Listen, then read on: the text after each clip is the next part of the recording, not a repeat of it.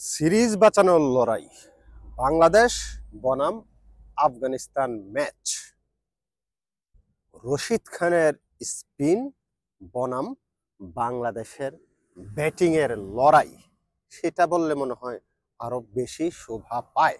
কারণ আফগানিস্তানের স্পিনের কাছেই বাংলাদেশ সবসময় অসহায় আত্মসমর্পণ করে। হেড টু হেডে বাংলাদেশ সামান্য এগিয়ে থাকলেও সাম্প্রতিক পারফরমেন্সে বাংলাদেশ কিন্তু আফগানিস্তানের চাইতে কিছুটা হলেও পিছিয়ে আছে। আজ মাঠে কি হবে? আফগানিস্তান এই ম্যাচ জিতে, সিরিজ জিতে ইতিহাস রচনা করবে, নাকি বাংলাদেশ কঠিনভাবে লড়াইয়ে ফিরবে? আলোচনা করব বাংলাদেশ এবং আফগানিস্তানের দ্বিতীয় ওয়ানডে ম্যাচ নিয়ে। তবে তার আগে বলে নিতে চাই, সবসময়ের মতো আপনি যদি সাদাকে সাদা কালোকে কালো বলতে শুনতে অপছন্দ করে থাকেন, তাহলে আপনি আমাকে স্কিপ করে চলে যেতে পারেন। এখানে আসলে হিংসাত্মক, মিথ্যা, গুজব, বানোয়াট এসব কিছু আপনি পাবেন না। সুতরাং আমাকে স্কিপ করে চলে যাওয়াই ভালো। সাবস্ক্রাইব করা থাকলে আমাকে আনসাবস্ক্রাইব করে দিয়ে চলে যেতে পারেন। তারপরেও কমেন্ট বক্সে এসে বাজে মন্তব্য, অপ্রাসঙ্গিক মন্তব্য করা থেকে নিজেকে বিরত রাখেন। সাদাকে সাদা, কালোকে কালো বলিব। সাদাকে কালো, কালোকে সাদা বলিতে পারিব না। আর আইসক্রিম ব্যতীত কারো পা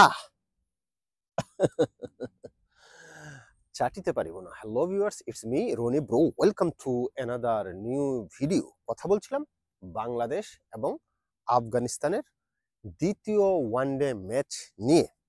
পরিসংখ্যান বলে বাংলাদেশ হেড টু হেডে আফগানিস্তানের চাইতে কিছুটা ভালো অবস্থায় আছে। কারণ হচ্ছে আফগানিস্তান এবং বাংলাদেশ এ পর্যন্ত 20টি ওয়ানডে ম্যাচ খেলেছে। সেইখানে 11টি ম্যাচে বাংলাদেশ কিন্তু জয় লাভ করেছে, আর 9টি ম্যাচে জয় লাভ করেছে আফগানিস্তান। কিন্তু কিন্তু কিন্তু সাম্প্রতিক পারফরমেন্সে লাস্ট 5টা ম্যাচের কথা যদি আপনি দেখেন, তাহলে আফগানিস্তান কিন্তু সেখানে এগিয়ে আছে। লাস্ট 5টা ম্যাচে আফগানিস্তান জিতেছে 3টি ম্যাচ এবং বাংলাদেশ জিতেছে 2টি ম্যাচ। আমি ওয়ানডের কথা বলছি। সেই হিসাবে আফগানিস্তান আজ জিতে আসলে ইতিহাস রচনা করলেও করতে পারে। আবার বাংলাদেশের ব্যাটসম্যানরা যদি তাদের স্পিন খেলতে পারে, কঠিন লড়াই করতে পারে, সেখানে বাংলাদেশ ম্যাচ জিতলেও জিততে পারে। বাংলাদেশ এবং আফগানিস্তানের কেলিভার শক্তিমত্তা যদি আপনি বলেন, আমার কাছে একেবারেই সামান্য সামান্য বেশ কম। হয় 49 একজন, আরেকজন 51 এরকম।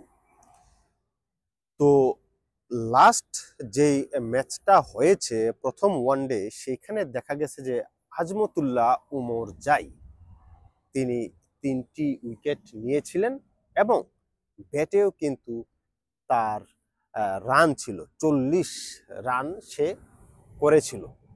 আজমতুল্লাহ উমর জাই খুবই ভালো টাচে আছে।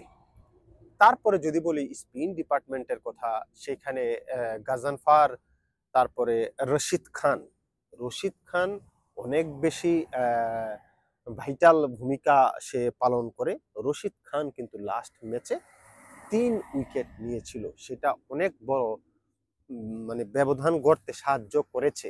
বিশেষ করে বাংলাদেশ যখন লাস্ট 67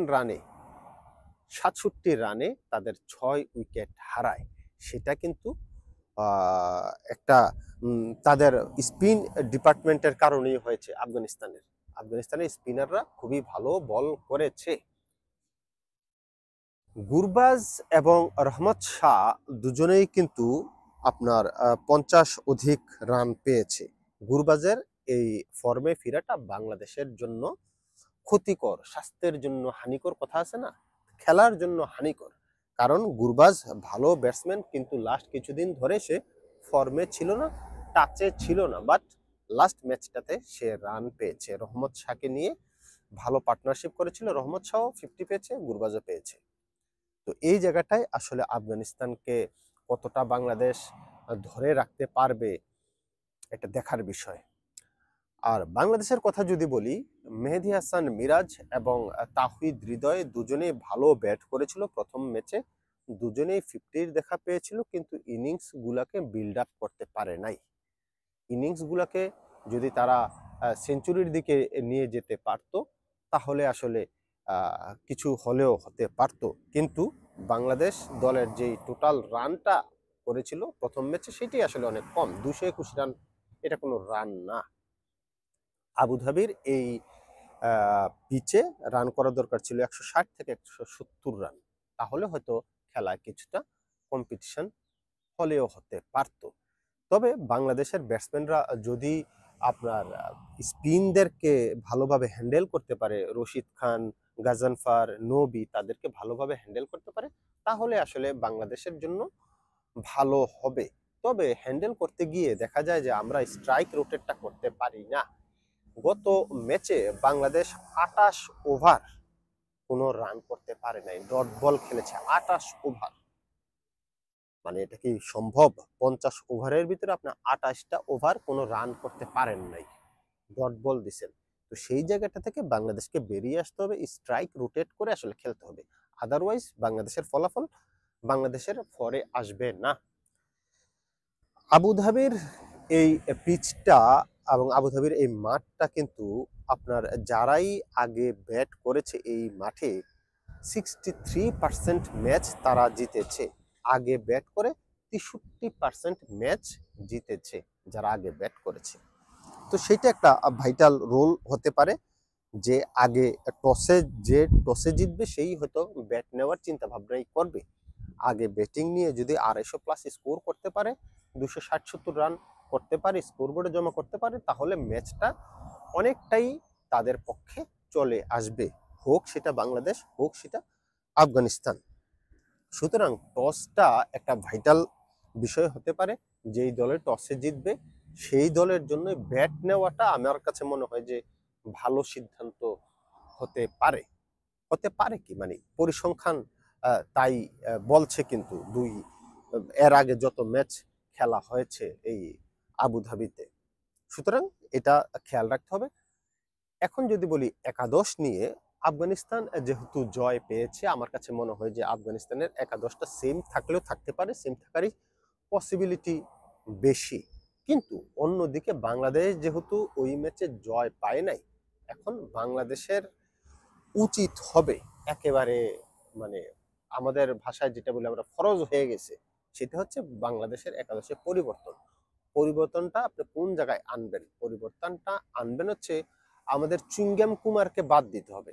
যে চুইংগাম কুমার আছে তাকে যদি বাদ না দেন আপনি, তাহলে হচ্ছে না। একটা প্লেয়ার দিনের পর দিন রান করতে পারতেছে না, শুধুমাত্র কোচের পছন্দের কারণে সে দলে থেকে যাবে, এটা আসলে হয় না। এটা আসলে ক্রিকেটীয় দৃষ্টিকোণ থেকে আসলে এটা হয় না, কোনো দেশেই এটা হয় না। আপনি এই চুইংগাম কুমার যদি ভারতীয় দলে হইতো, ভারতীয় দলে ডোমেস্টিকে হয়তো সে পানি টানতে পারতো, পসিবিলিটি ছিল। তার যদি ওই রকম এম থাকে যে না আমি পানি টানবো ছোটবেলা থেকে, যদি, কারণ সে তো এক সাইডে দেখে না, এই সাইড তো সে দেখে না, খেলতে পারে না অফ সাইডে। তো একটা প্লেয়ার ইন্টারন্যাশনাল লেভেলে খেলছে, তার খেলার ধরন দেখে আপনার মনে হবে না যে সে মানে ইন্টারন্যাশনাল ম্যাচ খেলতে আসছে? কই তার বল, কই তার ব্যাট, কই তার প্যাড। রশিদ খানের বলে সে এমন ভাবে নাচে, আমার মাঝে মাঝে মাইকেল জ্যাকসনের কথা মনে পড়ে, জাস্ট বিট ইট, এই ধরনের মনে পড়ে যায় আমার কাছে। এনিওয়ে, তারপরে শুভকামনা রইল। আমি চাই জাকির আলী অনিকের পরিবর্তে অন্য একটা প্লেয়ার নামাক, দেখা যাক কি হয়, দেখার বিষয় আছে। তবে জাকির আলী অনিক আসলে চলে না। শুভকামনা রইল দুই দলের জন্য, দেখা যাক কি হয়। সাদাকে সাদা কালোকে কালো বলিব, সাদাকে কালো কালোকে সাদা বলিতে পারিব না, আইসক্রিম ব্যতীত কারো পা চাটিতে পারিব না। না, সম্ভব না। ভিউ হইলে হবে, না হইলে নাই।